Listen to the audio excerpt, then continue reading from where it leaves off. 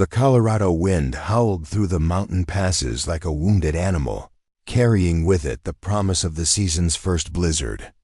In the amber glow of a kerosene lamp, Clara Bennett pressed her trembling hands against the cold windowpane of the Hartwell estate's second-floor bedroom, watching the storm clouds gather over the valley below. Her reflection stared back, showing the purple bruise along her jawline that makeup could no longer fully conceal. Before we jump back in, tell us where you're tuning in from. And if this story touches you, make sure you're subscribed, because tomorrow I've saved something extra special for you. 3 months ago, she had arrived in Cedar Falls as Victor Hartwell's mail-order bride, filled with hope for a new beginning after the devastating fire that had claimed her family's farm in Kansas. The letters Victor had sent painted him as a successful rancher seeking a refined wife to help establish his place among Colorado Territory's growing elite. What those carefully crafted words had hidden was the violent temper that erupted whenever Clara failed to meet his impossible expectations. Tonight felt different, more dangerous.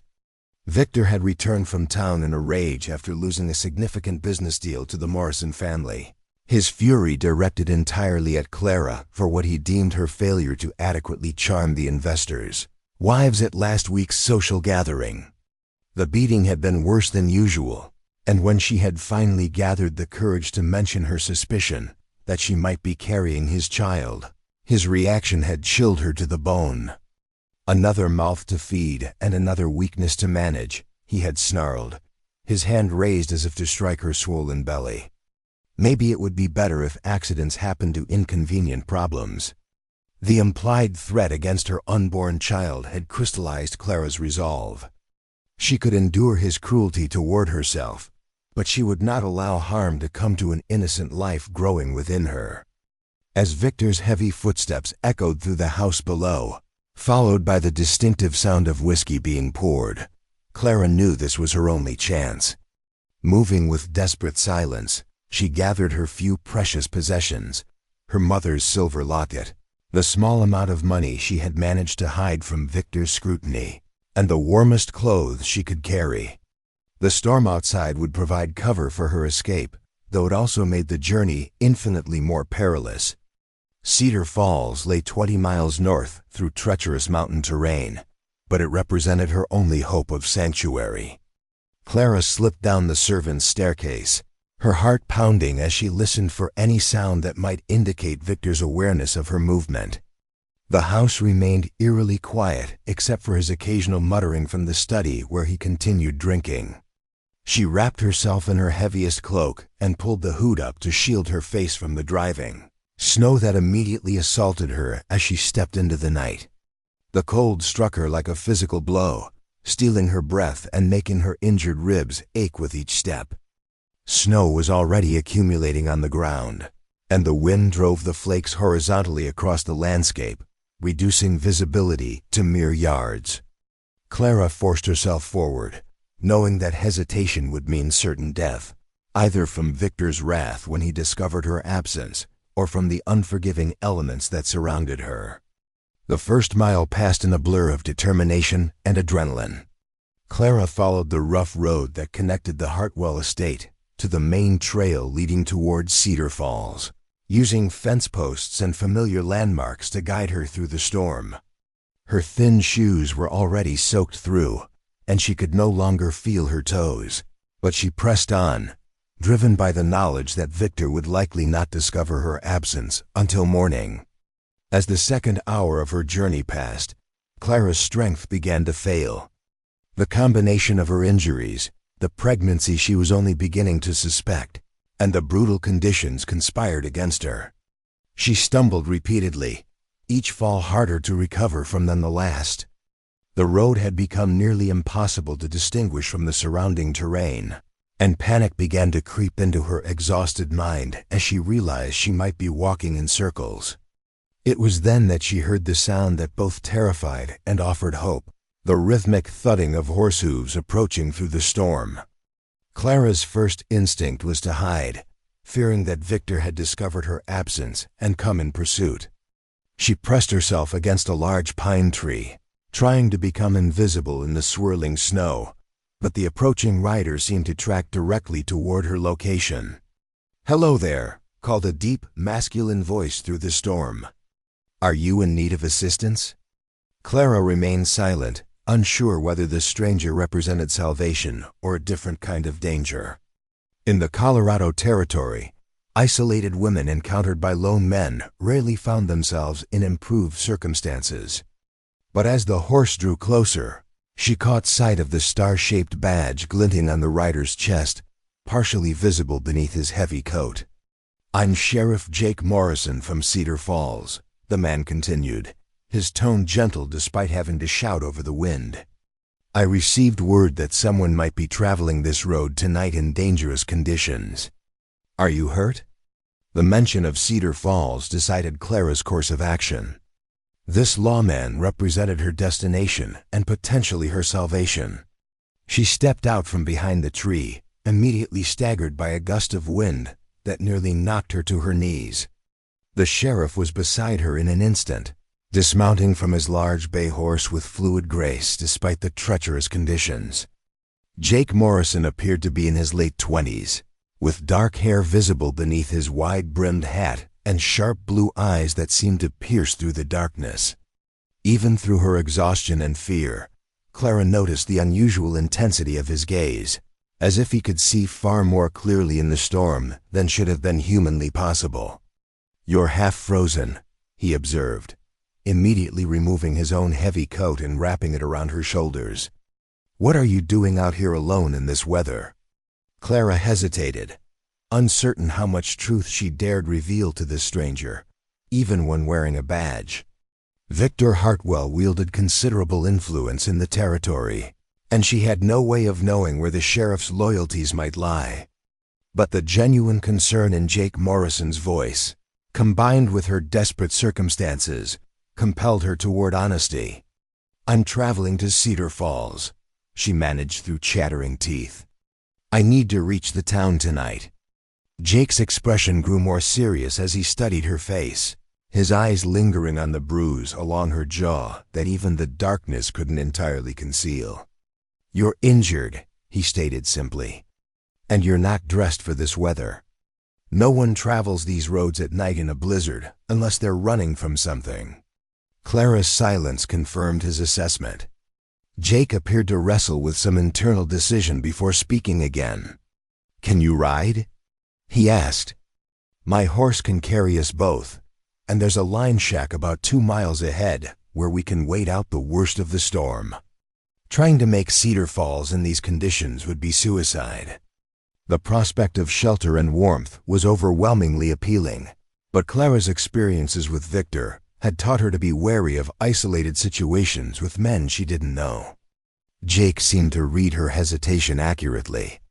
"I give you my word as an officer of the law that you'll be safe," he said solemnly. "Whatever you're running from, I won't force you back to it.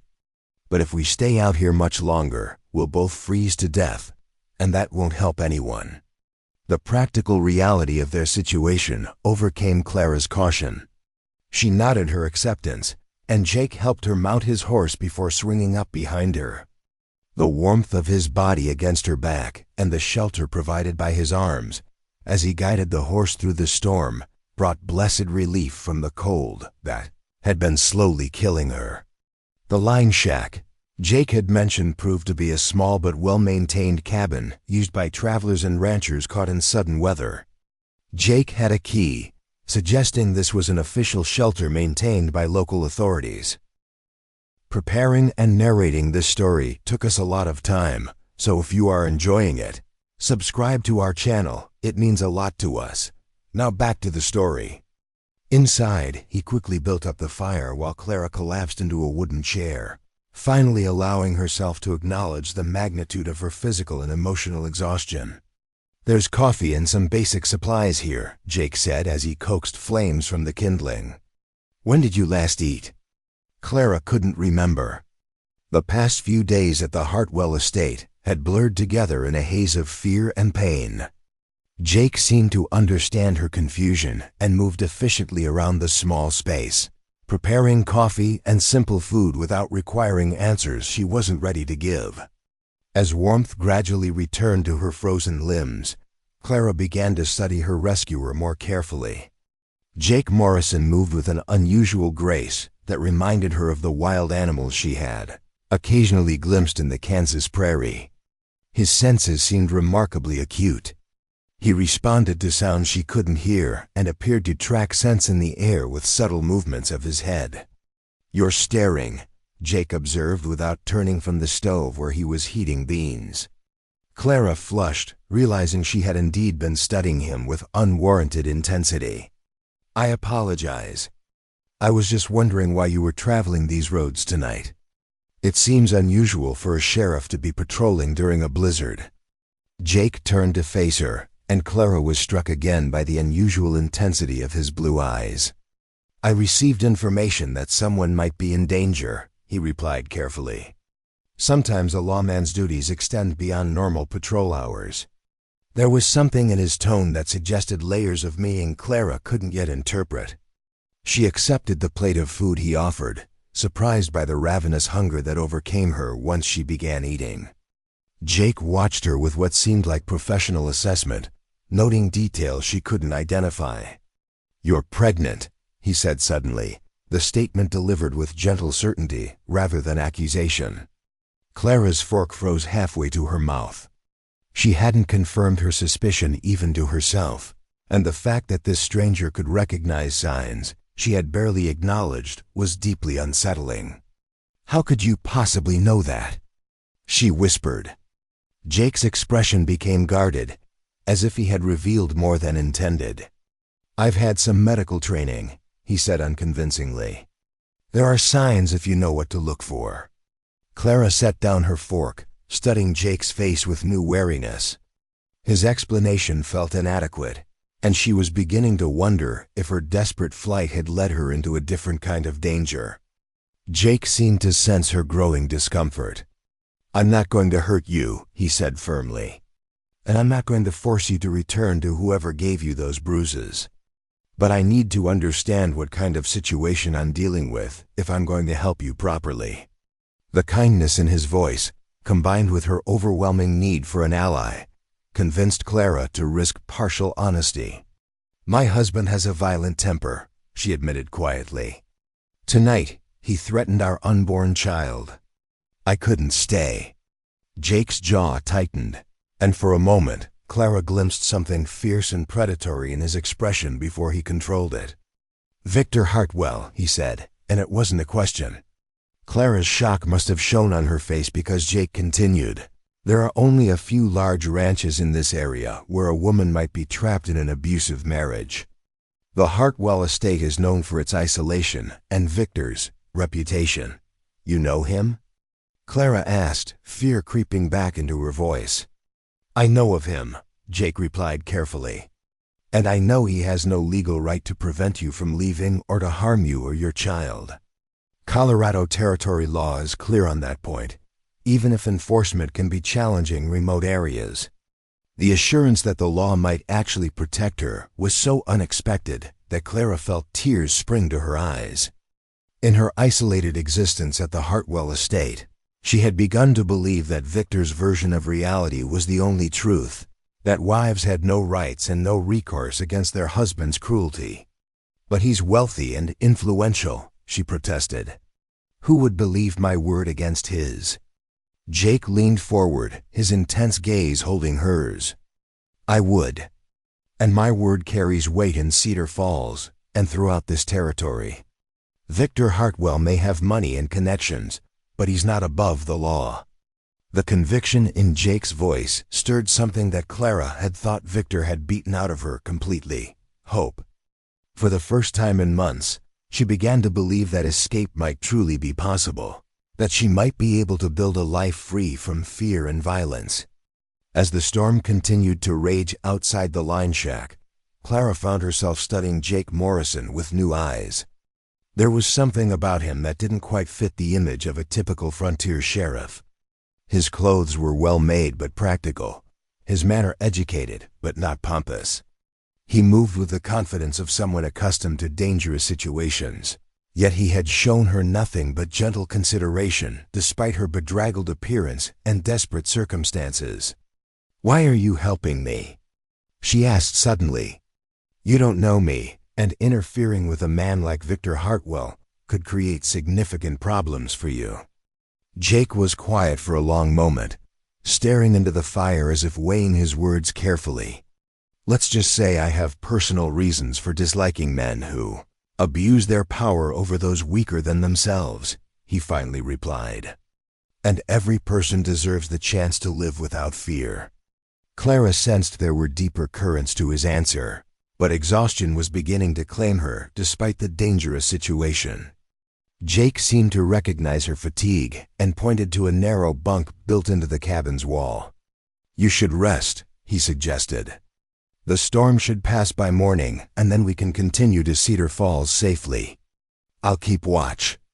Clara wanted to protest that she couldn't possibly sleep under these circumstances, but her body overrode her mental reservations. She settled onto the bunk, pulling the rough blankets around herself, and found that Jake's presence somehow made her feel safer than she had in months.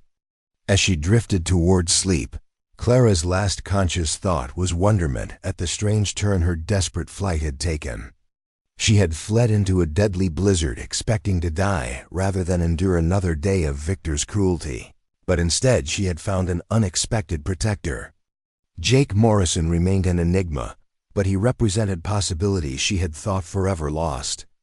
Outside, the storm continued its assault on the mountain passes, but inside the line shack, Clara Bennett slept peacefully for the first time since arriving in Colorado territory. Neither she nor Jake could have predicted that this chance encounter in a blizzard would set in motion events that would forever change not only their own lives, but the very nature of what they believed possible in the world. Dawn arrived with deceptive tranquility, the storm having exhausted itself during the night hours. Clara awakened to sunlight streaming through the cabin's single window and the sound of Jake moving quietly around the small space.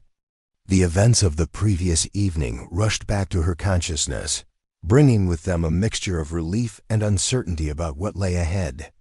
"Good morning," Jake said softly, noticing her awakened state. "The weather has cleared, and the road to Cedar Falls should be passable now. How are you feeling?" Clara took careful inventory of her condition. Her body ached from the combination of Victor's violence and the previous night's ordeal, but she felt more rested than she had in weeks. The simple fact of having slept without fear of Victor's drunken intrusions represented a luxury she had almost forgotten existed. "Better," she replied honestly. "Thank you for everything you've done. I know you had no obligation to help a stranger." Jake's expression grew thoughtful. "In my experience, obligations aren't always defined by law or social convention. Sometimes they're determined by what's right." He handed her a cup of coffee and a simple breakfast of bread and preserved meat. "I've been thinking about your situation during the night. Getting you safely to Cedar Falls is only the first step." Clara accepted the food gratefully, realizing that Jake was correct about the complexity of her circumstances. Escaping Victor was one challenge, but building a new life as a pregnant woman with no resources in an unfamiliar territory presented obstacles she had barely begun to consider. "I have some money," she said, touching the small purse hidden in her cloak. "Not much, but enough for a few days' lodging while I look for employment."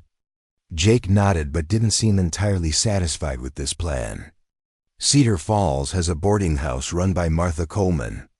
She's a good woman who might be willing to work out favorable terms for someone in your circumstances. There's also Doc Walsh, who serves as the town physician. He might have insights about your condition and the care you'll need." The casual mention of medical care reminded Clara of Jake's uncanny ability to recognize her pregnancy the previous evening. In daylight, his assessment seemed even more remarkable, given that she herself had only recently begun to suspect her condition. She studied his face as he prepared for their departure, noting again the unusual intensity of his blue eyes and the fluid grace with which he moved. "Jake," she said carefully, "how did you really know I was pregnant?" Your explanation about medical training seemed incomplete. Jake paused in the act of banking the fire, his shoulders tensing slightly.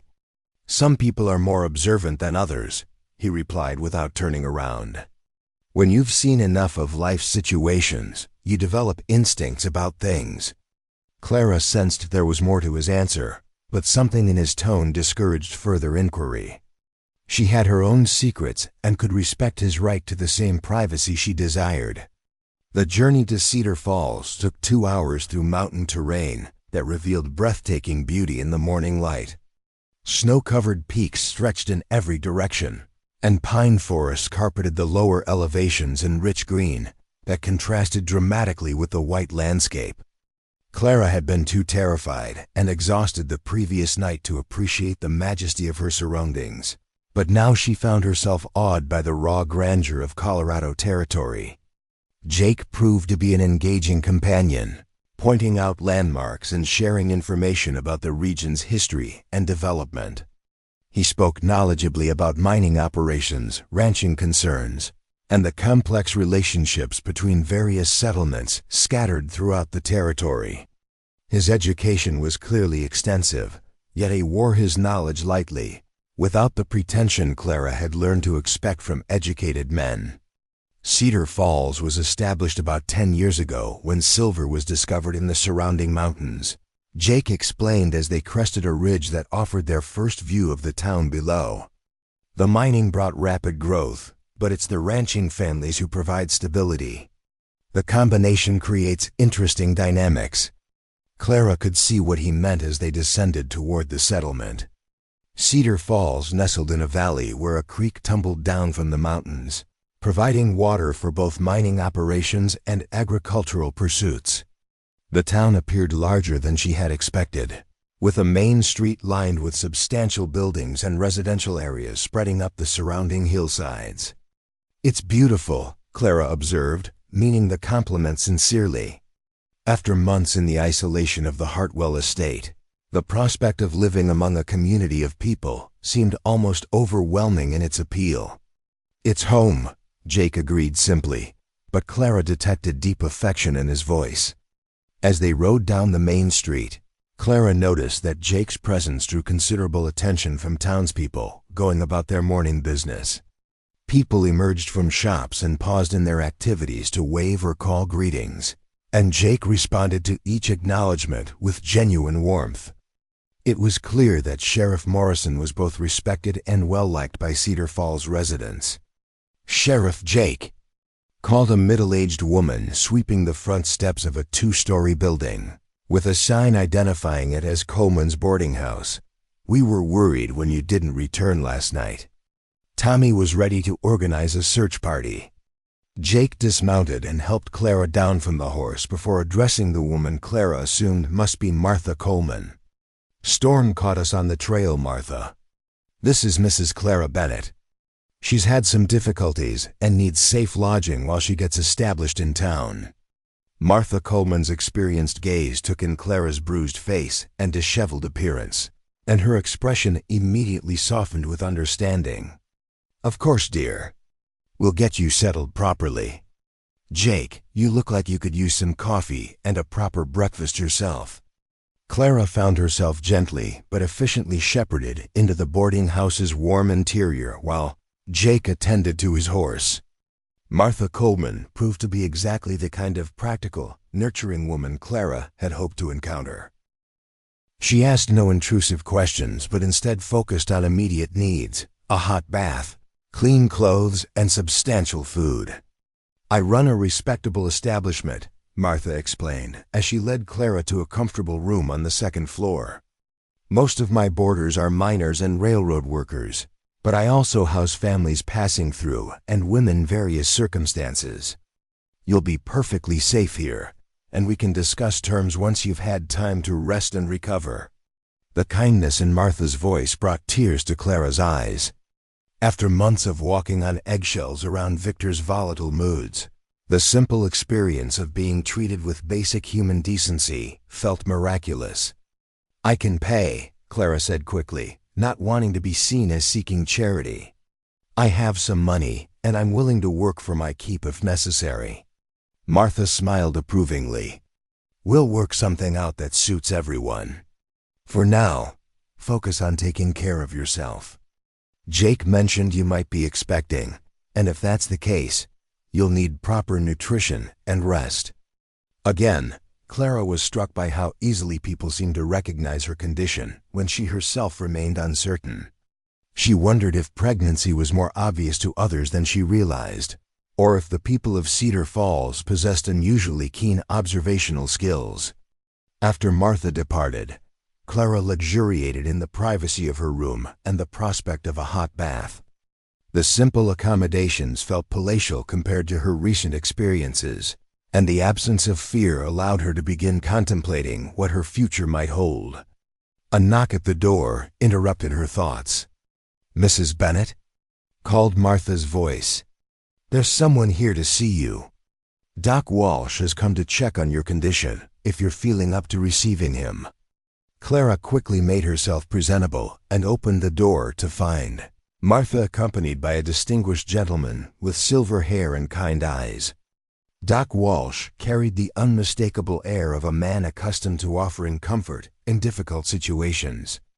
"Mrs. Bennett," he said gently, "Sheriff Morrison asked me to call on you to ensure you haven't suffered any serious injuries from your ordeal. May I examine you?" Clara hesitated, her experiences with Victor having made her wary of male attention, even in professional contexts. Doc Walsh seemed to understand her reluctance. "Mrs. Coleman can remain present throughout the examination if that would make you more comfortable," he offered. "And I can limit my assessment to obviously visible injuries unless you specifically request more comprehensive care." The respectful way he addressed her concerns convinced Clara to accept his offer. The examination revealed that while she had multiple bruises and some soreness, Victor's violence had not caused serious damage to her or the child she carried. Doc Walsh confirmed what Jake had somehow discerned the previous evening. She was indeed pregnant, probably in her second month. "You'll need regular care as your pregnancy progresses," Doc Walsh advised. "Proper nutrition, adequate rest, and monitoring for any complications. Given your recent trauma, we'll want to be particularly careful during the early months." Clara nodded, though the practical implications of his recommendations seemed daunting. How could she afford proper care and nutrition without employment? How could she find work that would accommodate her condition and eventual need for childbirth assistance? As if reading her thoughts, Doc Walsh continued, "I may have a solution for some of your concerns. My practice has grown considerably, and I could use assistance with record keeping, preparing remedies, and helping with female patients who prefer women's care during examinations. The work wouldn't be physically demanding, and it would provide steady income along with medical knowledge that might prove valuable." The offer seemed too fortunate to be credible. Clara studied Doc Walsh's face, searching for hidden motives or conditions that might make the arrangement less appealing than it appeared. "I have no formal medical training," she admitted. "My education was primarily in literature and domestic arts. Intelligence and compassion are more important than formal training for the kind of assistance I need," Doc Walsh replied. "Medical knowledge can be taught to someone with natural aptitude. Character cannot be." Clara felt a familiar stirring of the intellectual curiosity that had been suppressed during her marriage to Victor. The prospect of learning new skills while contributing meaningfully to the community appealed to her in ways she was just beginning to acknowledge. "I would be honored to consider such a position," she said carefully. "Though I should mention that my circumstances are complicated. My husband may attempt to force my return, and I wouldn't want to create difficulties for your practice." Doc Walsh and Martha Coleman exchanged glances that suggested they had already discussed this possibility. "Victor Hartwell's reputation precedes him," Doc Walsh said diplomatically.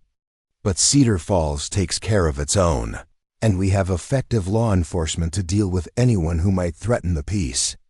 The mention of Jake Morrison's protective capabilities reminded Clara of her strange rescuer and the questions his behavior had raised. May I ask how you and Sheriff Morrison came to know about my situation so quickly? It seems remarkable that he was searching for me in last night's storm." Doc Walsh hesitated, and Clara detected the same guardedness she had noticed in Jake's responses to similar questions. "Jake has excellent instincts about when people might be in danger," he said finally. "He often responds to situations before others realize problems exist." Another non-answer that suggested layers of complexity Clara couldn't yet understand.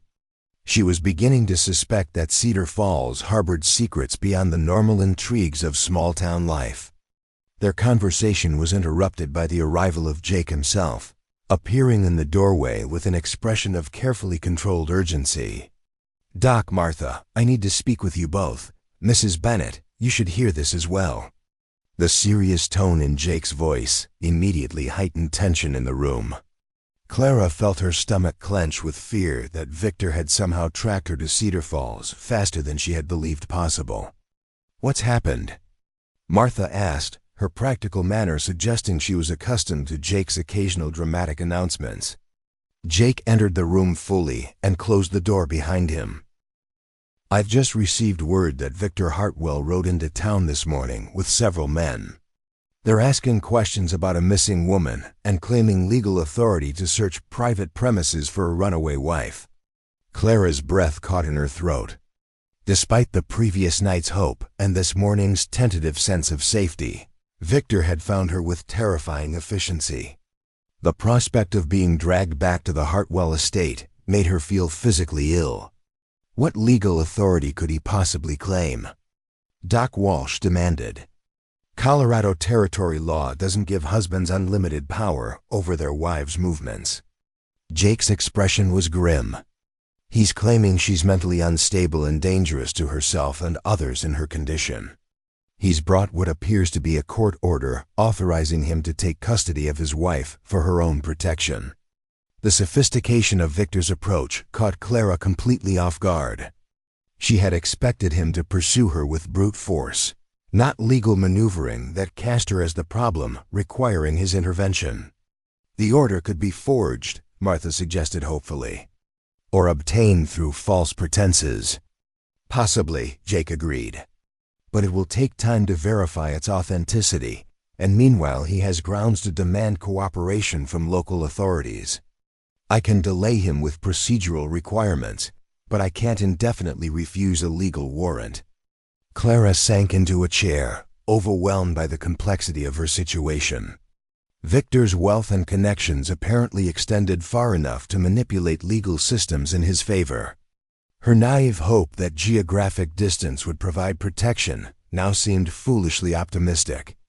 "There might be another option," Jake said quietly, his intense gaze focused on Clara, "but it would require considerable trust on your part and might create complications you haven't anticipated." Clara looked up at him, desperate enough to consider almost any alternative to returning to Victor's control. "What kind of option?" Jake glanced at Doc Walsh and Martha, who nodded as if confirming some previously discussed plan. "My family owns a ranch about 5 miles outside town in an area that's difficult to reach and easy to defend. If you were willing to stay there temporarily, I could provide protection while we work to invalidate Victor's legal claims." The offer of sanctuary was appealing, but Clara had learned to be wary of situations that left her isolated and dependent on male protection. What would be the terms of such an arrangement? She asked carefully. "You would be a guest, not a servant or dependent," Jake replied firmly. "The ranch has adequate facilities and provisions. My family values privacy and has experience dealing with people who need to remain hidden for legitimate reasons." Clara studied Jake's face, trying to assess the sincerity of his offer against her limited knowledge of his character.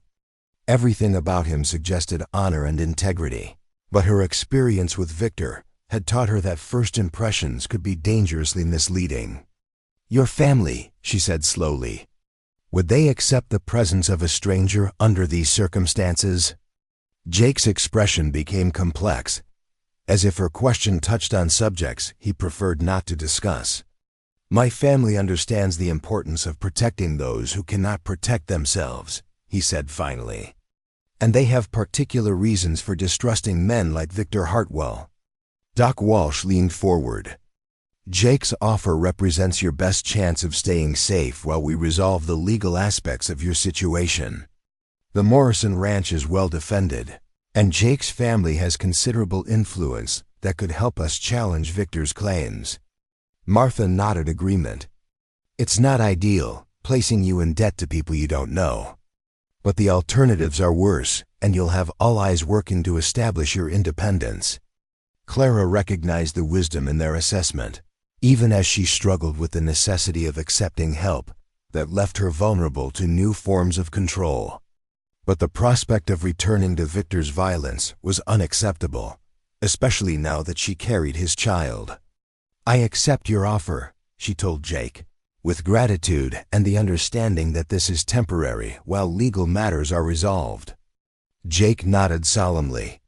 We should leave immediately before Victor realizes I'm not in town to be pressured by his demands.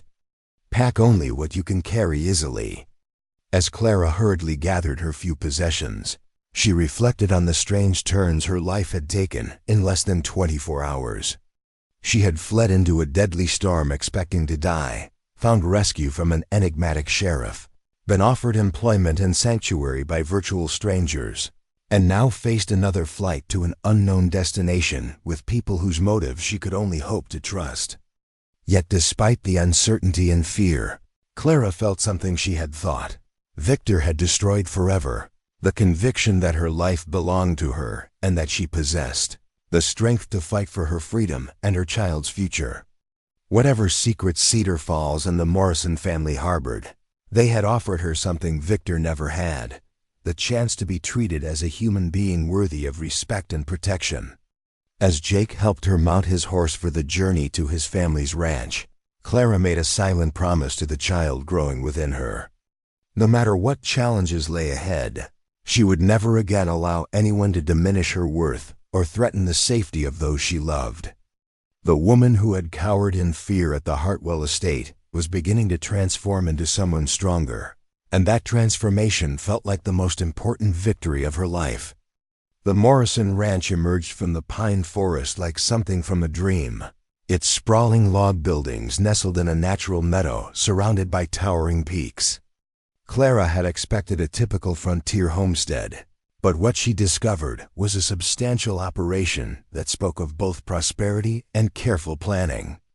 The main house was a two-story structure built from massive logs, with wide porches and large windows that caught the afternoon light.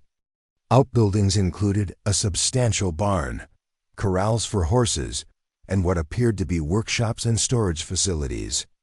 Jake guided his horse toward the main house, but Clara noticed his posture had changed during their approach. The easy confidence he had displayed in town was replaced by a tension she couldn't identify, as if returning home carried complications he hadn't mentioned.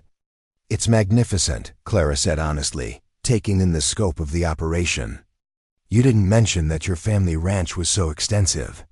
The Morrison family has been in Colorado territory since before the mining boom, Jake replied, his voice carefully neutral. We've had time to build something substantial. As they dismounted near the front porch, the house's main door opened to reveal a woman who shared Jake's dark hair and intense blue eyes, though she appeared to be several years older. She moved with the same fluid grace Clara had noticed in Jake, and her gaze held a similar quality of seeming to perceive more than should have been humanly possible. Jake, the woman said, her voice carrying warmth tempered by concern. We felt you approaching long before we heard the horse. You bring a guest under unusual circumstances. Clara found the phrasing odd, particularly the reference to feeling their approach rather than seeing or hearing it. But before she could consider the implications, Jake was making introductions. Clara, this is my sister Anne. Anne, Mrs. Clara Bennett needs sanctuary while we resolve some legal complications with her abusive husband. Anne Morrison stepped forward with an expression of immediate sympathy, taking Clara's hands in a gesture that was both welcoming and somehow protective. Any woman seeking refuge from violence is welcome in our home, she said firmly. Come inside. You look exhausted, and we need to understand what kind of threat we're dealing with. The interior of the Morrison house reflected the same quality of understated prosperity evident in its exterior. The furniture was well crafted but practical, the decorations minimal but tasteful. What struck Clara most forcefully was the sense of sanctuary the space conveyed, as if the very walls were designed to keep the outside world's dangers at bay. Anne led them to a comfortable sitting room, where a fire crackled in a stone fireplace large enough to warm the entire space. Sit, she instructed Clara gently. I'll bring tea, and then we need to hear your story in detail.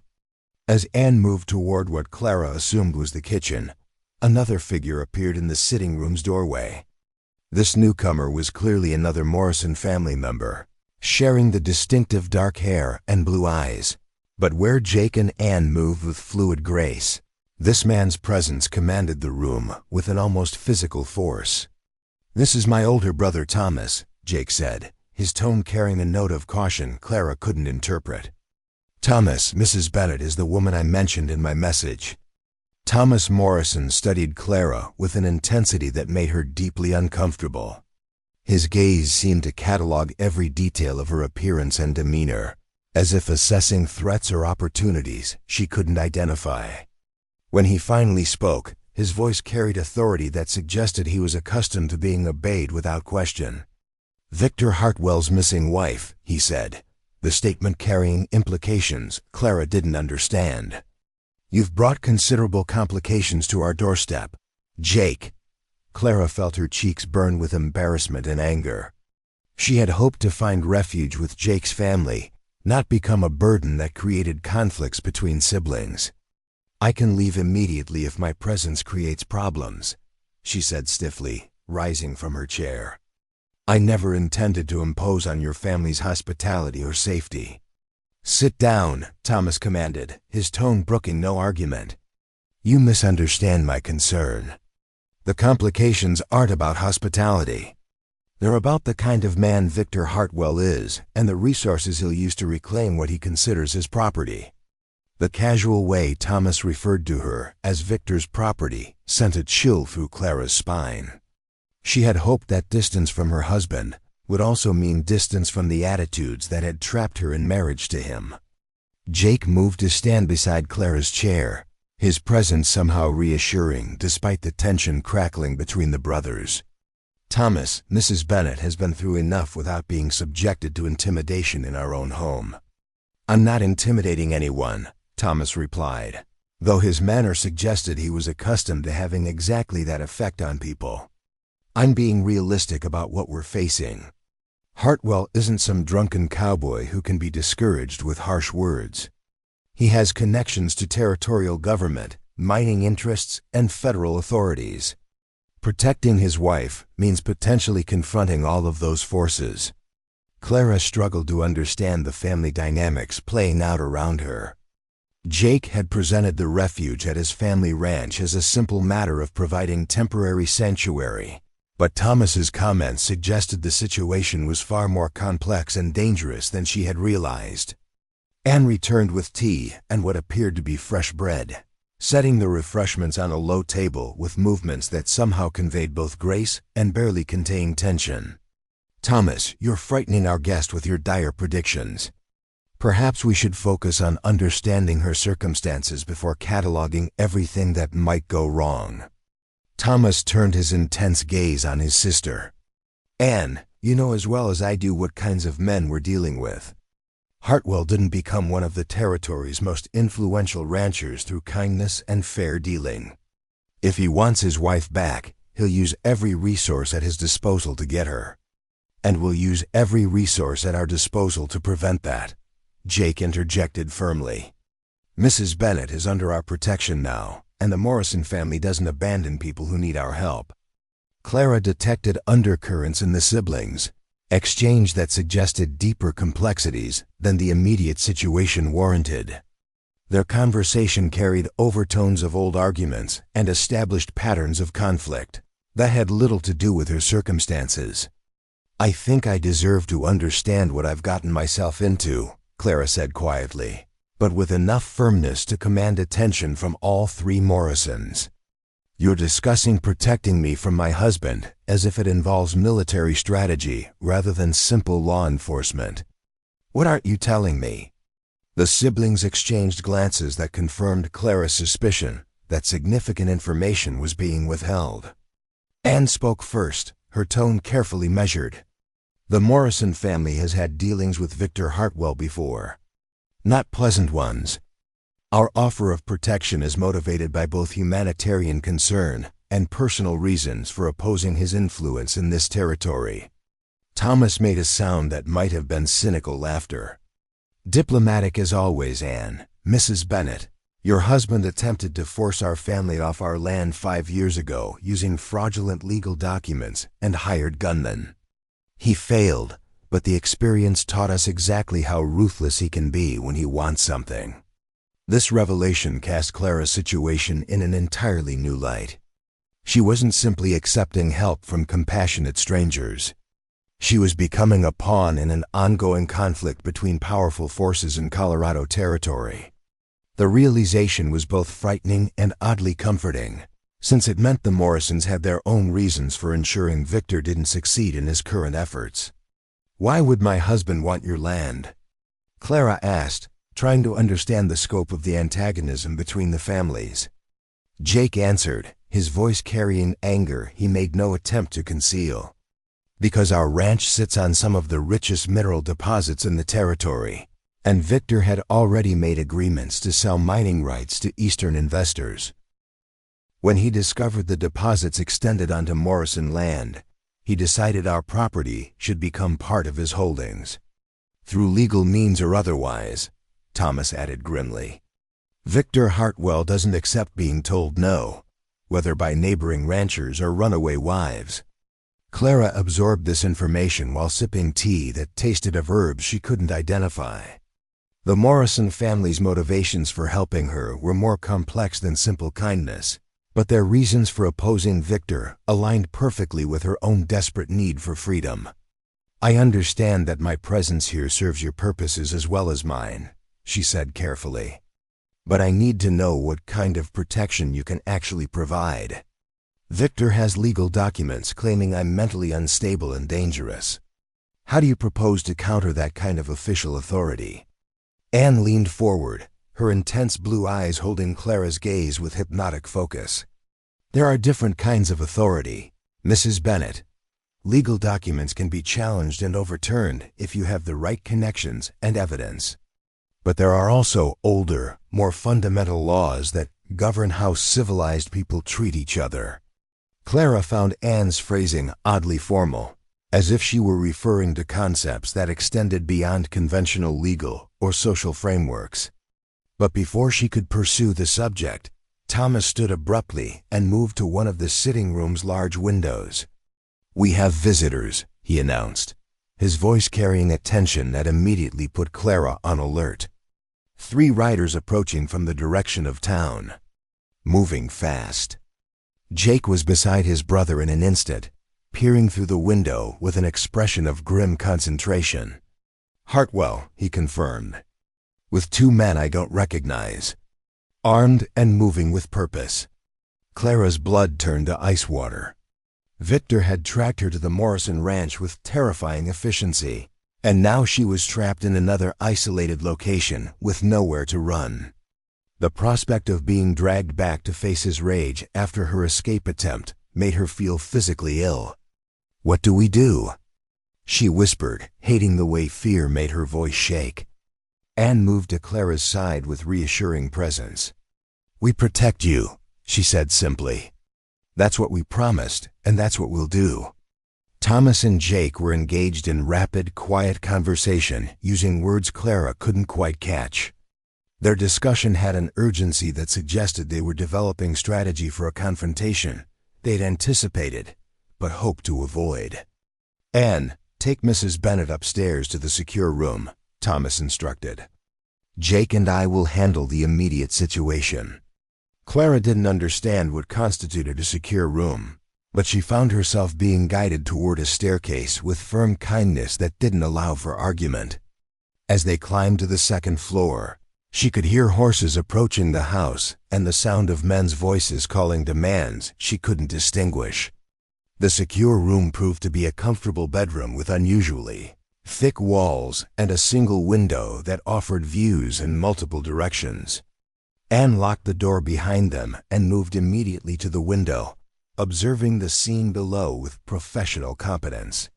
"Your husband and his companions are dismounting," Anne reported. "They're armed but haven't drawn weapons. This suggests they're still operating within legal pretenses rather than open violence." Clara joined Anne at the window, her heart pounding as she saw Victor for the first time since her escape. He appeared every bit as imposing and threatening as she remembered, his presence radiating the barely controlled violence that had made her daily life a constant exercise in avoiding triggers for his temper. "He'll demand to search the house," Clara said quietly. "And he has legal documents that probably give him authority to do exactly that." Anne's smile was neither reassuring nor entirely human. "Victor Hartwell may have legal documents, but he's on Morrison land now. That changes the rules considerably." Through the window, Clara could see Thomas and Jake emerging from the house to confront the visitors. Even from a distance, the physical contrast between the parties was striking. Victor and his companions were armed and aggressive, but the Morrison brothers moved with a confidence that suggested they considered themselves entirely capable of handling the situation. The conversation below was too distant for Clara to hear clearly, but the body language was unmistakable. Victor was making demands while gesturing toward the house. Thomas was refusing those demands with calm authority. Jake stood slightly behind his brother, but his posture suggested he was prepared for the situation to escalate beyond words. "What's happening?" Clara asked, frustrated by her inability to hear the exchange that would determine her immediate future. Anne continued watching with intense focus. "Victor is asserting his legal rights as your husband and demanding permission to search our property for his missing wife. Thomas is informing him that the Morrison Ranch is private property and that any searches would require proper warrants issued by local authorities." "But Jake is the local authority," Clara pointed out. "Can't Victor claim that Jake is compromised because he helped me escape?" "Jake can recuse himself from this particular matter," Anne replied. "But that would require involving other territorial officials, and Victor knows that process could take weeks. He wants to resolve this confrontation immediately." Clara watched the men below with growing anxiety. Victor's body language was becoming increasingly aggressive, and she could see him gesturing emphatically while his companions shifted position in ways that suggested preparation for violence. "Anne," Clara said urgently, "I can't let your family be hurt because of me. If Victor wants to search the house, maybe I should just surrender and try to resolve this situation legally later." Anne turned from the window to face Clara directly, and for a moment her blue eyes seemed to reflect light in a way that was distinctly non-human. "Mrs. Bennett, you need to understand something about the Morrison family. We don't surrender to bullies, and we don't abandon people who have sought our protection. Victor Hartwell is about to discover that his usual methods of intimidation won't work here." Before Clara could ask what Anne meant by that cryptic statement, the sound of raised voices drifted up from below. The confrontation was escalating beyond polite legal discussion into something more dangerous. Thomas's voice carried clearly through the afternoon air, though his tone remained controlled. "Mr. Hartwell, I've explained that you're not welcome on this property and that any legal business should be conducted through proper channels. I suggest you and your men leave immediately." Victor's response was loud enough to be understood despite the distance. "I have legal authority to retrieve my wife, and I know she's here. If you continue to obstruct justice, you'll face federal charges for harboring a fugitive." Jake's voice joined the conversation, carrying the authority of his office, but also an edge of personal animosity. "Victor, your so-called legal documents haven't been verified by my office, or any other territorial authority I recognize. Until they are, Mrs. Bennett remains under the protection of Colorado law as a free citizen. Clara watched Victor's reaction to Jake's declaration. Seeing her husband's face darken with the rage she knew preceded his most violent episodes.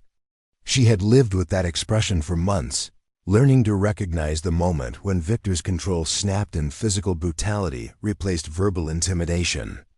"This isn't over," Victor snarled, his voice carrying across the distance with frightening intensity. "I'll be back with proper authority, and when I am, anyone who helped her will face serious consequences."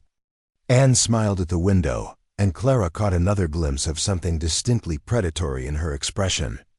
"Victor Hartwell has no idea what serious consequences actually look like," she murmured. "But he's about to learn." The three men below mounted their horses and departed with dramatic flourishes designed to emphasize the threat implicit in Victor's words. Clara watched until they disappeared into the forest, then turned to Anne with questions that had been building throughout the confrontation. "Anne, there's something about your family that you're not telling me. The way you and your brothers handle dangerous situations, the confidence you show in the face of serious threats, the things you say about different kinds of authority and rules. What exactly am I involved in here?" Anne studied Clara's face for a long moment, as if assessing how much truth she was prepared to handle. "The Morrison family has resources that extend beyond what most people would consider normal or natural," she said finally. "We've survived and prospered in this territory because we understand how to deal with predators in all their forms." Clara felt a chill that had nothing to do with the mountain air. "What kind of resources?" Before Anne could answer, footsteps on the stairs announced the return of Thomas and Jake. The brothers entered the secure room with expressions that mixed relief at the immediate crisis being resolved with concern about future complications. "He's gone for now," Thomas reported. But he meant what he said about returning with greater authority. "We need to prepare for a more serious confrontation." Jake moved to the window, scanning the forest where Victor's party had disappeared. "He'll contact territorial officials and federal marshals. Our delaying tactics bought us time, but not much." Clara felt overwhelming guilt at the complications her presence was creating for people who had shown her nothing but kindness. "I should leave," she said quietly. "Find somewhere else to hide where I won't put your family at risk." All three Morrisons turned to look at her with expressions of identical determination. "You're not going anywhere," Thomas said firmly. "The Morrison family doesn't retreat from fights with men like Victor Hartwell." "But you're risking everything for someone you barely know," Clara protested. "Your property, your safety, possibly your lives. Why would you do that?"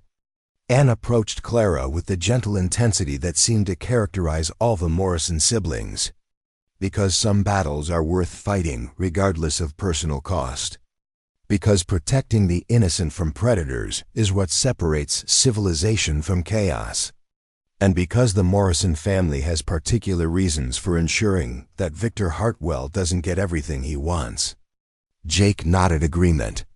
"Clara, you need to understand that this confrontation was inevitable. Victor has been pressing against our boundaries for years, testing our resolve and looking for weaknesses. Your presence here merely provides the catalyst for a conflict that was always coming." Thomas moved away from the window, his expression grim but determined. "The question now is whether we handle this defensively or take more direct action to resolve the threat permanently." Clara didn't understand what Thomas meant by direct action, but something in his tone suggested possibilities that extended far beyond conventional legal or social remedies. The Morrison family clearly possessed capabilities and resources they hadn't fully revealed, and Clara was beginning to suspect that her refuge with them involved complexities she was only beginning to glimpse. As afternoon shadows lengthened across the mountain meadow, Clara found herself caught between gratitude for the Morrisons' protection and growing unease about the true nature of the forces she had set in motion. Victor Hartwell represented a known danger, brutal but predictable. The Morrison family offered safety, but at a price she was only beginning to understand. The confrontation with Victor had been resolved temporarily, but Clara sensed that the real test of the Morrisons' mysterious capabilities was yet to come. Whatever secrets they harbored, whatever resources they commanded, would soon be revealed as the conflict escalated beyond legal maneuvering into something far more dangerous and decisive. 3 days passed in an uneasy calm that felt more like the pause between thunderclaps than genuine peace. Clara had settled into the rhythm of life at the Morrison ranch, helping Anne with domestic tasks while learning more about the family's complex relationship with the surrounding territory. The brothers took turns maintaining watch over the property's perimeter, their vigilance suggesting they expected Victor's return at any moment. On the third evening, as Clara sat in the main room, mending one of Anne's dresses by lamplight, the atmosphere in the house suddenly changed. All 3 Morrison siblings stopped their activities simultaneously, their heads tilting slightly as if listening to sounds only they could hear. The coordinated nature of their response sent chills down Clara's spine. "What is it?" she whispered, setting aside her sewing. Jake moved to the window with fluid steps that reminded Clara of a hunting cat. Riders approaching. More than before. Coming from multiple directions. Thomas was already reaching for a rifle mounted above the fireplace. Federal marshals, most likely. Victor kept his promise about bringing official authority. Anne moved to Clara's side with protective instincts that seemed almost maternal despite their similar ages. "It's time for you to see what the Morrison family really is," she said quietly. "What we're about to do may frighten you, but remember that we're protecting you." Clara's confusion deepened as the siblings began moving around the house with coordinated precision that spoke of long practice. They extinguished most of the lamps, secured shutters over windows, and took positions that suggested they were preparing for a siege rather than a legal confrontation. "I don't understand," Clara said, her voice barely audible. "If these are federal marshals with legitimate authority, shouldn't we cooperate with them? Running from legal officers will only make things worse." Jake turned from his position at the window, and in the dim remaining light, Clara could swear his eyes reflected the lamplight with an inhuman gleam. "Clara, those aren't legitimate federal marshals. They're hired guns wearing badges Victor purchased from corrupt officials. Real federal marshals don't travel in groups of 8 armed men, and they don't coordinate their approaches like military units attacking an enemy position."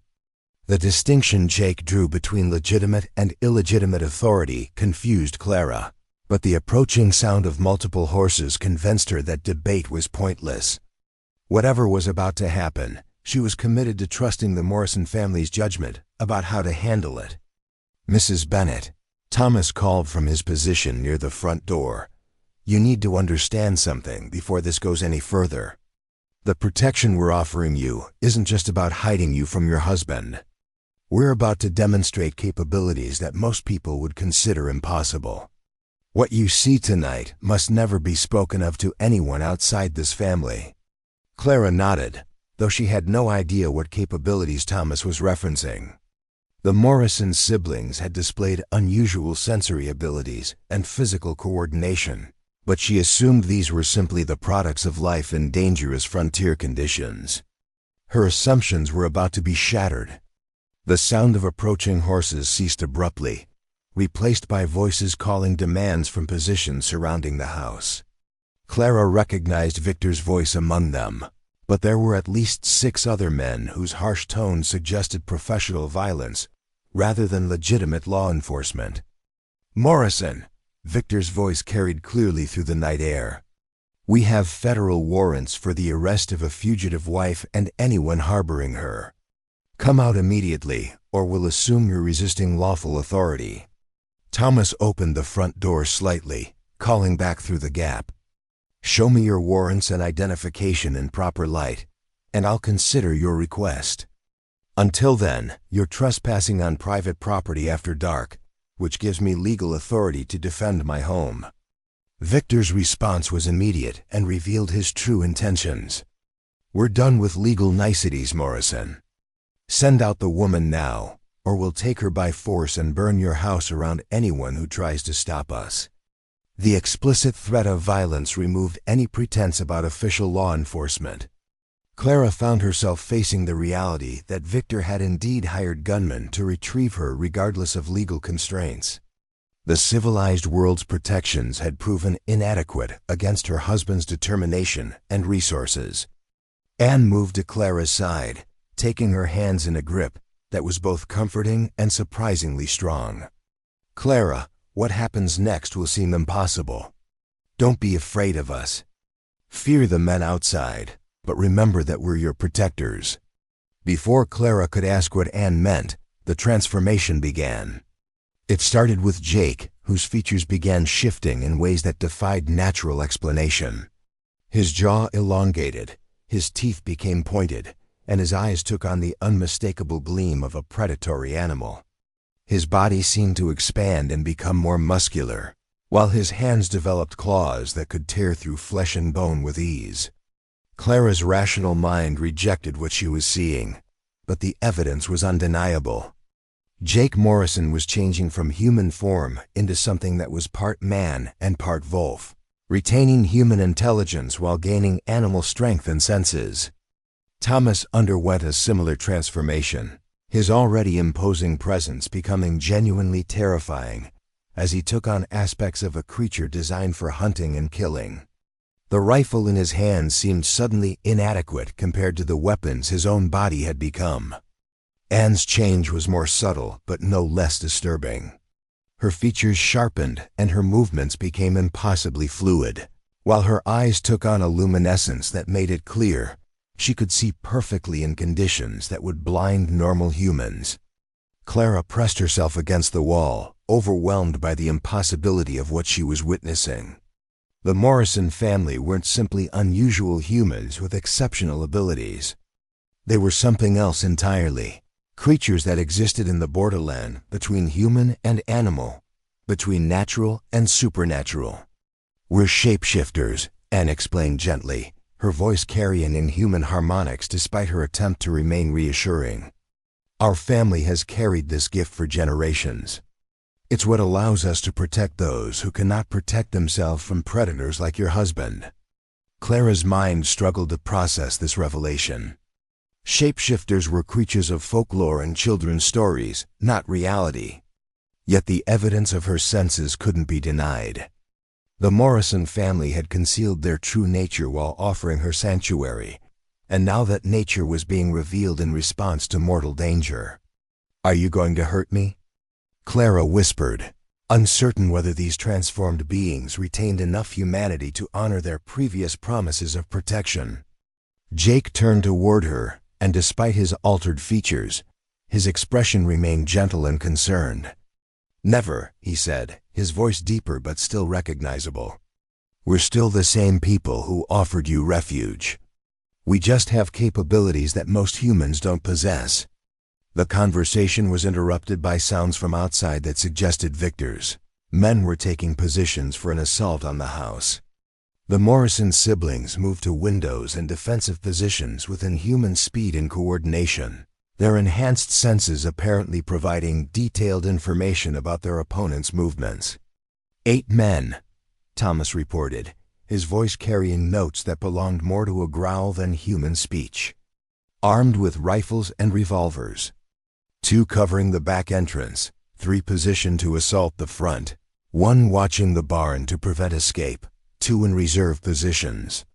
Clara marveled at the detailed intelligence Thomas could gather simply by listening and scenting the air. The shapeshifter's abilities provided advantages that would make conventional tactics ineffective against them.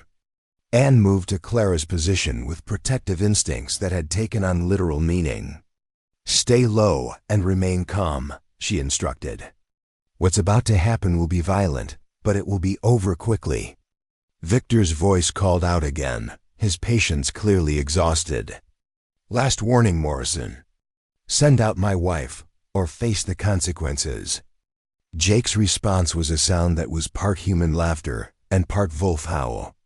"Come and take her, Hartwell. Let's see how your hired guns handle real predators." The assault began immediately, with gunfire erupting from multiple directions as Victor's men attempted to storm the house simultaneously. But they were attacking opponents whose capabilities they couldn't have anticipated or prepared for. Thomas exploded through the front door with inhuman speed, moving faster than the attackers could track with their weapons.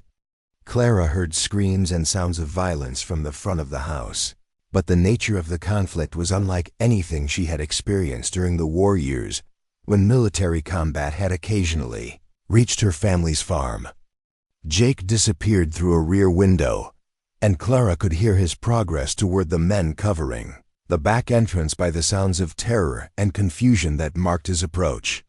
Whatever was happening outside was causing Victor's professional gunmen to react with panic rather than disciplined resistance. Anne remained with Clara, but her attention was focused on sounds and scents that provided a complete picture of the battle's progress. "They're breaking," she reported with satisfaction. "Professional gunmen are trained to fight humans, not apex predators." Clara crept to a window and peered through a gap in the shutters, trying to understand what was happening in the darkness beyond. She could see muzzle flashes from gunfire and glimpse figures moving with impossible speed, but the specific details of the confrontation remained unclear. What she could hear was the systematic destruction of Victor's assault force.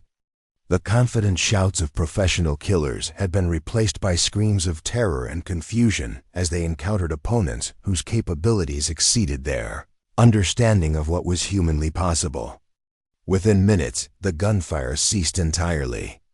Clara could hear Victor's voice calling desperately for his men to regroup and continue the attack, but the responses were growing fewer and more distant as his hired force dissolved in the face of inhuman opposition.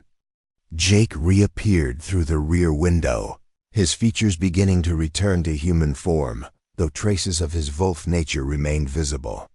"6 men down," he reported tersely. 2 fled toward town, including Victor. "They won't be returning tonight." Thomas entered through the front door, also transitioning back toward human appearance, but moving with obvious satisfaction at the evening's work. "The ones who ran will spread word about what they encountered here. Victor's going to have serious difficulty recruiting replacements." Clara remained pressed against the wall, struggling to reconcile the gentle protectors she had come to trust with the lethal predators she had just witnessed in action. The Morrison family had defended her with overwhelming effectiveness, but the methods they had employed challenged every assumption she held about the nature of reality. Anne approached Clara with movements that were becoming more conventionally human as her transformation reversed. "Are you injured?" she asked with genuine concern. "Did any of the gunfire reach inside the house?" Clara shook her head, unable to find words for the complexity of her emotional response to what she had witnessed. Relief at being protected warred with terror at the supernatural forces that had been unleashed on her behalf. "What are you?" she finally whispered. "What kind of creatures am I living with?" Jake knelt beside her chair, his features now completely human, except for the lingering intensity in his blue eyes.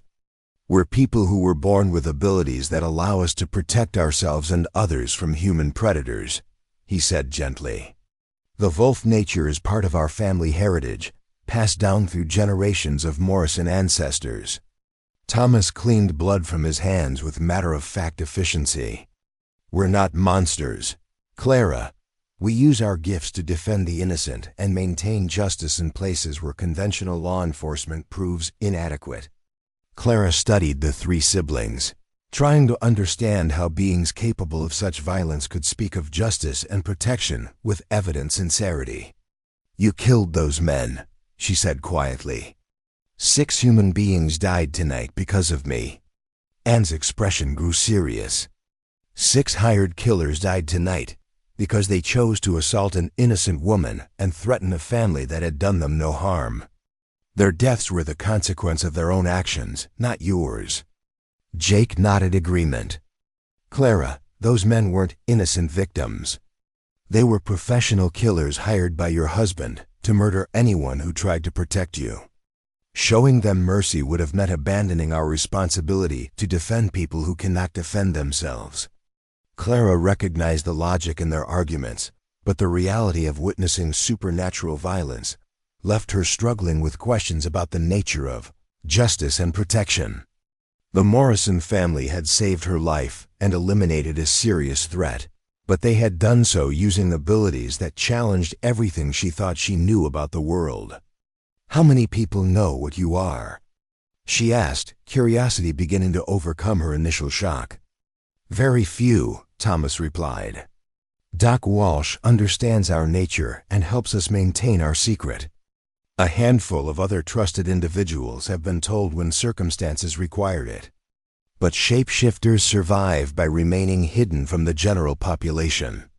Anne moved to secure the shutters and restore normal lighting to the house. "Most humans fear what they don't understand, and they destroy what they fear. Our family has learned to blend into human society while using our abilities to serve purposes larger than ourselves." Clara considered the implications of being entrusted with such a significant secret. The Morrison family had revealed their supernatural nature to protect her, demonstrating a level of trust that carried corresponding responsibilities. "Why did you tell me?" she asked. "You could have hidden your abilities and simply scared off Victor's men through conventional means." Jake's expression grew thoughtful. "Because protecting you properly required using our full capabilities, and we couldn't do that while maintaining human pretenses. Also because trust works both ways. You've placed your life in our hands, and we wanted you to understand exactly what kind of protection we can provide." The sound of approaching horses interrupted their conversation, causing all three shapeshifters to tense with renewed alertness. But Anne relaxed after a moment of focused listening. "Doc Walsh," she announced, "with Deputy Rodriguez, coming to check on our welfare after hearing gunfire." Clara realized that the battle at the Morrison ranch would have consequences beyond the immediate resolution of Victor's assault. Word would spread throughout Cedar Falls about the violent confrontation, and questions would be asked about how 3 people had successfully defended against 8 professional gunmen. Thomas moved to open the front door as the approaching riders reached the house. Doc Walsh dismounted with the urgency of a man accustomed to treating gunshot wounds, while Deputy Rodriguez surveyed the scene with professional interest. "Anyone hurt?" Doc Walsh called out as he approached the porch. "We heard sustained gunfire and came as quickly as possible." "No injuries to the Morrison family or our guest," Jake replied. "But Victor Hartwell attempted to assault our home with hired gunmen, and several of his men were killed in the defense." Deputy Rodriguez examined the evidence of battle with experienced eyes, noting details that would need to be included in official reports. "I count 6 bodies," he observed, "all armed with military-grade weapons. This looks like a professional assault, not a domestic dispute." Doc Walsh entered the house and immediately moved to examine Clara, his medical instincts overriding other concerns. "Mrs. Bennett, are you injured? In shock?" The stress of such violence can affect expectant mothers in serious ways. Clara submitted to his examination while listening to Jake and Deputy Rodriguez discuss the legal implications of the evening's events. The official story would describe a defensive action against armed trespassers, with the Morrison family's supernatural abilities concealed beneath conventional explanations. "Victor Hartwell crossed a significant line tonight," Deputy Rodriguez concluded after reviewing the scene. "Hiring professional killers to assault a private home goes far beyond legal remedies for domestic disputes. He'll face serious federal charges if we can apprehend him." Anne brought coffee for the visitors while the men continued their discussion of legal strategies and evidence collection. Clara found herself studying Doc Walsh's interactions with the Morrison family, noting the easy familiarity that confirmed his knowledge of their true nature. "Doc," Clara said quietly, "how long have you known about the Morrison family's abilities?" Doc Walsh smiled with the warmth of old friendship. "About 15 years. I was treating Jake after a mining accident when his injuries healed far faster than should have been medically possible. Eventually, they trusted me with the truth, and I've been helping them maintain their secret ever since." Clara felt reassured by the discovery that she wasn't the only human who had been entrusted with knowledge of the shapeshifter's existence. Doc Walsh's acceptance and support of the Morrison family provided a model for how she might process her own relationship with them. As the evening's visitors prepared to depart, Deputy Rodriguez addressed Clara directly. "Mrs. Bennett, I need to ask if you feel safe remaining here. Tonight's attack was repelled, but Victor Hartwell may attempt other approaches to reclaim you." Clara looked around at the Morrison siblings, seeing them now with complete knowledge of their supernatural nature and capabilities. "I feel safer here than anywhere else I could imagine," she replied honestly. "The Morrison family has demonstrated their commitment to protecting me, and I trust their judgment about how to handle future threats." After Doc Walsh and Deputy Rodriguez departed, Clara found herself alone with the shapeshifters for the first time since learning their true nature. The house felt different now, charged with possibilities and dangers she was only beginning to understand. "What happens now?" she asked, addressing all three siblings. "Victor won't give up, and tonight's failure will only make him more desperate and dangerous." Thomas cleaned and secured his weapons with methodical precision. "Now we wait to see what resources Victor can still command after losing most of his hired force. Tonight's demonstration should discourage other professional killers from accepting contracts against the Morrison family." Jake moved to Clara's side with the protective instincts that had remained constant despite his revealed supernatural nature. "You're safe here for as long as you choose to stay," he assured her. "And when you're ready to build an independent life, we'll help you establish yourself anywhere in the territory you prefer." Anne began preparing the house for normal evening routines, but Clara noticed she remained alert to sounds and scents that might indicate approaching danger. "The immediate crisis has passed," she said, "but the larger conflict between our family and Victor Hartwell is far from over." Clara absorbed these assurances while grappling with the fundamental transformation in her understanding of the world. 24 hours ago, she had believed in a reality governed by natural laws and human limitations. Tonight, she had witnessed supernatural creatures defending her with abilities that belonged in folklore rather than lived experience. Yet despite the earth-shaking nature of these revelations, Clara found herself adapting to the new reality with surprising resilience. The Morrison family's essential character remained unchanged by her knowledge of their shape-shifting abilities. They were still the compassionate protectors who had offered her sanctuary, now revealed to possess capabilities that made their protection genuinely meaningful. As Clara prepared for sleep in a house defended by supernatural guardians, she reflected on the strange journey that had brought her to this moment.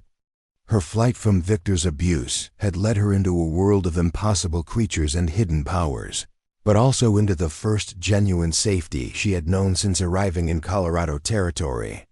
The shapeshifters had trusted her with their most carefully guarded secret, demonstrating a level of faith that demanded reciprocal loyalty. Whatever challenges lay ahead in her relationship with Victor, Clara knew she was no longer facing them alone or defenseless. The woman who had cowered in fear at the Hartwell estate was gone forever, replaced by someone who had witnessed the impossible and found strength in alliance with forces beyond human understanding. The transformation felt as fundamental as the shape-shifting she had witnessed, though accomplished through revelation rather than physical metamorphosis. 2 months passed in unexpected tranquility. Clara had settled into life at the Morrison ranch with surprising ease, her initial shock at discovering the family's supernatural nature gradually giving way to genuine acceptance and affection. Her pregnancy progressed smoothly under Doc Walsh's careful supervision, and she found herself developing skills in herbal medicine and basic healing that proved invaluable in the isolated mountain setting. Victor's defeat at the ranch had effectively ended his direct threats against Clara. Word of the violent confrontation spread throughout the territory, though the true nature of the Morrison family's abilities remained concealed beneath stories of exceptional marksmanship and tactical superiority. Professional gunmen proved reluctant to accept contracts against a family that had so thoroughly destroyed a well-armed assault force. Clara's days took on comfortable rhythms of domestic tasks, medical study, and quiet conversations with her protectors. She discovered that the Morrison siblings possessed depths of knowledge and experience that extended far beyond their supernatural abilities. Jake proved to be well-read in history and philosophy. Anne had studied botany and natural sciences, and Thomas displayed unexpected expertise in law and territorial politics. On a crisp October morning, as Clara sat on the ranch house porch mending clothes while enjoying the autumn sunshine, Jake approached with an expression of unusual seriousness. Her pregnancy was now clearly visible, and she had grown comfortable with the protective attention the shapeshifters provided. "Clara," Jake said, settling into the chair beside her, "we need to discuss your future plans. Winter will be here soon, and you'll need to decide where you want to establish yourself permanently." Clara set aside her sewing, surprised by the subject.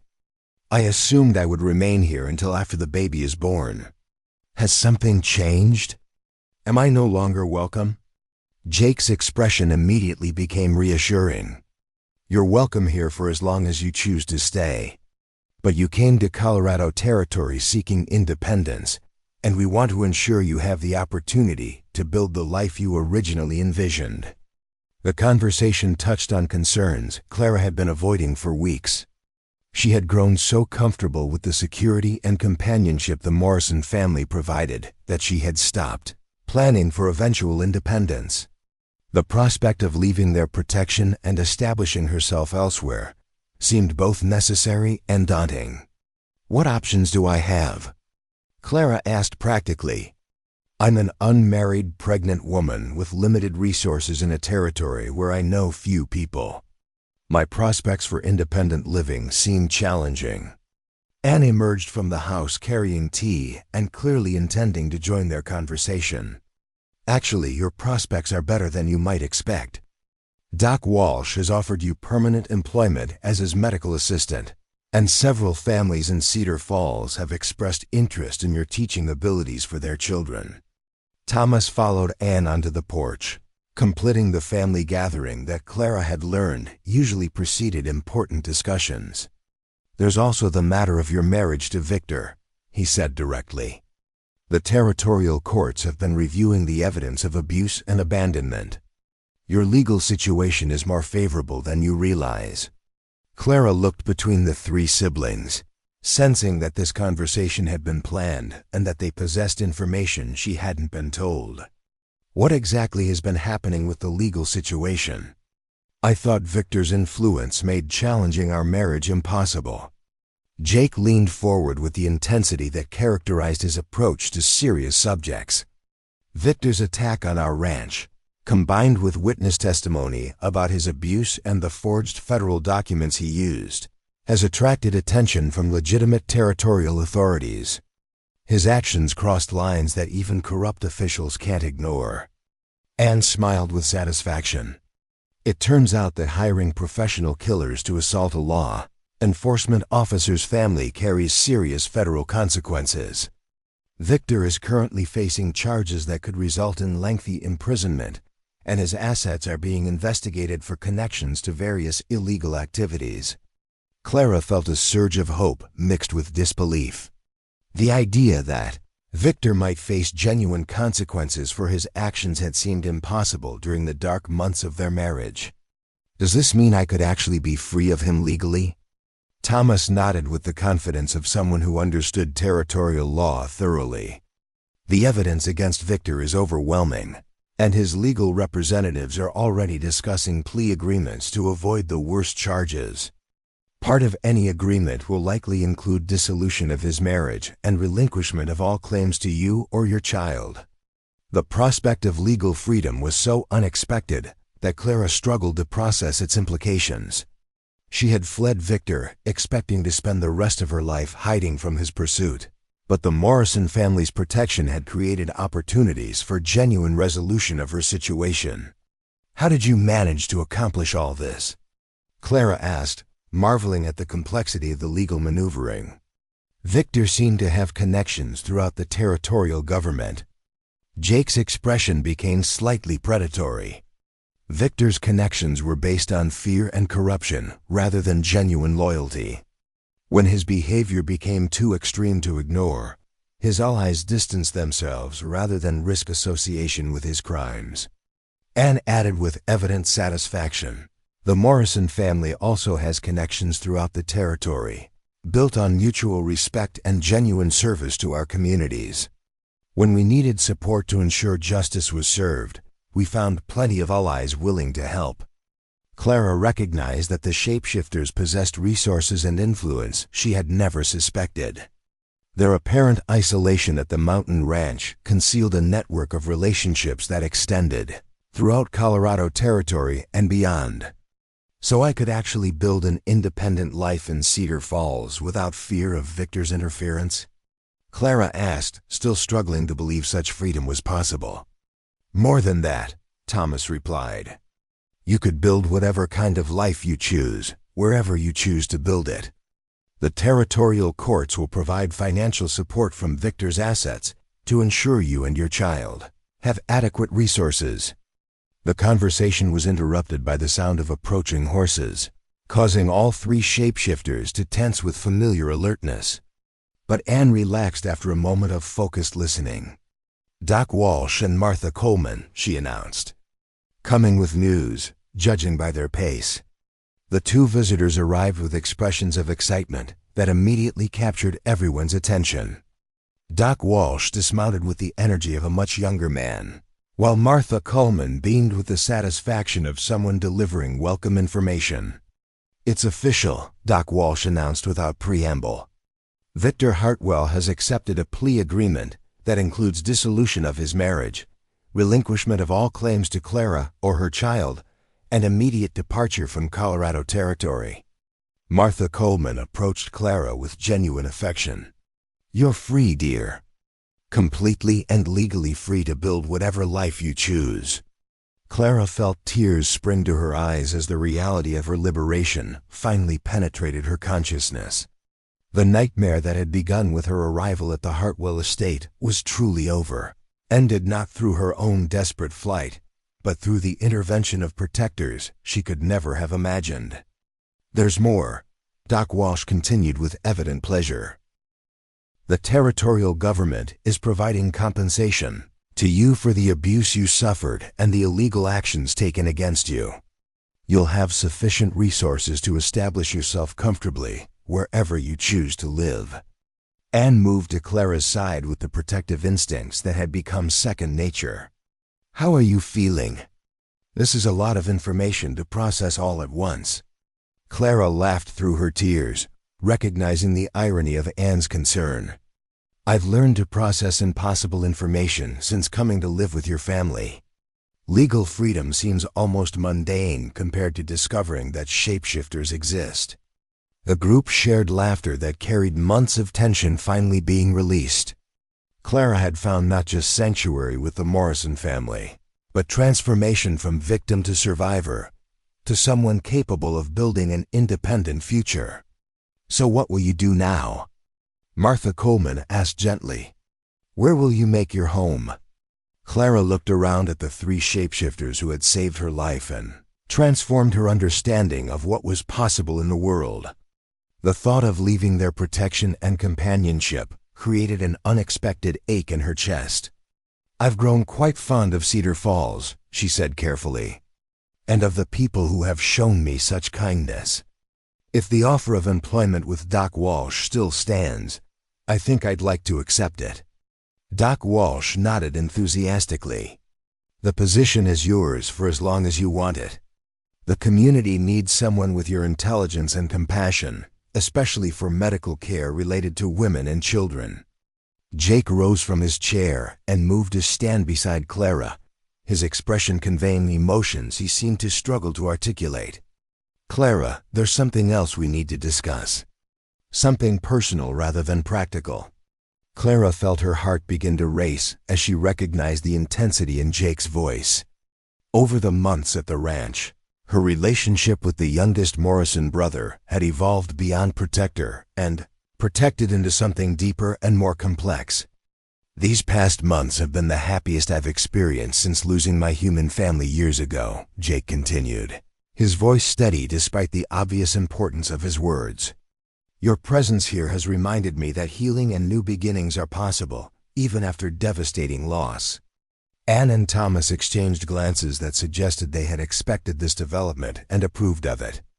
Martha Coleman smiled with the satisfaction of someone who had recognized romantic potential long before the participants acknowledged it themselves. What are you saying, Jake? Clara asked softly, though her heart already knew the answer. Jake knelt beside her chair, taking her hands in his with gentle reverence. I'm saying that I love you, Clara Bennett. I love your courage, your intelligence, your capacity for growth and adaptation. I love the way you've accepted my family's supernatural nature without fear or judgment. Clara felt her breath catch as Jake continued. I know our circumstances are unusual, and I know you need time to establish your independence after years of marriage to a man who controlled and abused you. But I want you to know that when you're ready, if you're ever ready, I would be honored to build a life with you. The proposal was everything Clara's first marriage proposal had not been. Respectful of her autonomy, honest about complications, and based on genuine knowledge of her character rather than romantic fantasies. Jake, Clara said softly, her voice thick with emotion, I love you too. I love your strength and gentleness, your dedication to protecting those who need protection, your willingness to trust me with your family's most important secrets. She paused, gathering courage for complete honesty. But you're right that I need time to establish myself as an independent person before making commitments to anyone else. I need to prove to myself that I can build a meaningful life on my own terms. Jake nodded with understanding that confirmed her judgment of his character. Take whatever time you need. I'll be here when you're ready, whether that's months or years from now. Doc Walsh cleared his throat diplomatically. Perhaps we should discuss practical arrangements for Clara's transition to independence. She needs suitable lodging in town and time to establish herself in the medical practice. Martha Coleman immediately volunteered a solution. Clara can stay at my boarding house for as long as she needs. We'll work out terms that accommodate her circumstances and allow her to save money while she establishes herself. Over the following hour, the group developed detailed plans for Clara's new life in Cedar Falls. She would work with Doc Walsh 3 days per week, providing medical care and learning advanced healing techniques. The remaining time would be devoted to private tutoring for families whose children couldn't attend the town's regular school and to preparing for her child's birth. As the visitors prepared to depart, Clara found herself looking forward to the challenges and opportunities of independent living for the first time since her widowhood. The Morrison family had given her far more than sanctuary. They had restored her confidence in her own capabilities and worth. When will you move to town? Anne asked, though her tone suggested she hoped the answer wouldn't be immediately. Clara considered the question, balancing her eagerness for independence against her attachment to the ranch and its inhabitants. Next week, I think. I want to establish myself before the winter weather makes travel difficult. Jake helped her to her feet as the group began dispersing, his touch conveying both affection and respect for her decision. The ranch will always be your home if you need it, he said quietly. And I'll visit town regularly to ensure you're safe and comfortable. As Clara prepared for sleep that night in the room that had been her sanctuary for months, she reflected on the extraordinary journey that had brought her to this moment. She had fled into a deadly blizzard as a terrified victim of abuse, been rescued by a supernatural protector, discovered the existence of shapeshifters, witnessed magical violence performed in her defense, and emerged as a legally free woman with the resources and support to build whatever life she chose. The transformation felt as profound as the shapeshifting she had witnessed, though accomplished through courage, trust, and the support of beings who understood both human vulnerability and supernatural strength. Clara Bennett was ready to begin the next chapter of her story, confident in her ability to face whatever challenges awaited, while knowing that she carried with her the love and protection of a family unlike any other in the world. Up next, you've got 2 more standout stories right on your screen. If this one hit the mark, you won't want to pass these up. Just click and check them out.